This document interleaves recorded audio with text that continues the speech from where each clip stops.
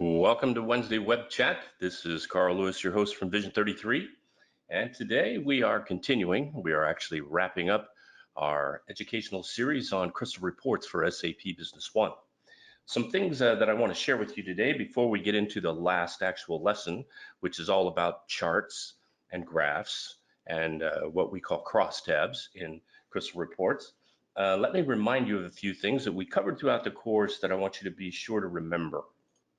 So some reminders. Number one, I always like to remind you to save your work. Now, it does imply that as you're working on a report, of course, you frequently save it so you don't lose it and or any changes you've made. But each time you make a change to your report strategically and you prove through a preview or some other means that it's working properly, save that report. And you might even want to save sort of generations of it as you're working on it so that if you discover you made a mistake, you could go backwards in the process. Always a good idea. But I also mean that you need to save all of your work someplace. Every report that you do, you should save it as an RPT file and put it in a folder, place it someplace where it's secure, because that report contains many things that you've worked on and you've worked your way through and you may have fought your way through, like a formula or some other very important piece that you can reuse down the road. It becomes a library of resources for you if you learn how to save each and every one of them in your own sort of documentation center. Press F1. Crystal Reports has a great help system.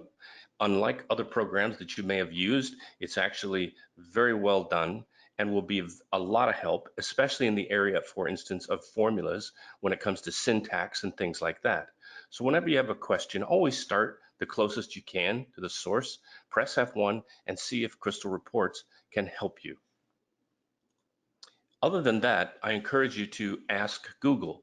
You will find a myriad of support and help from other users that have been accumulated through the years. So if you're having trouble with an if-then-else formula, just type into Google if-then-else crystal reports and you'll get many examples and some tutorials and videos on how to do certain things that we may not have covered in our 8 sessions, but other people have, and they're out there for free. So take advantage of the resource that many people have contributed to on Google.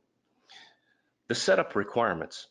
In order to do the things that we've been doing in Crystal Reports Designer, it needs to be installed into your system.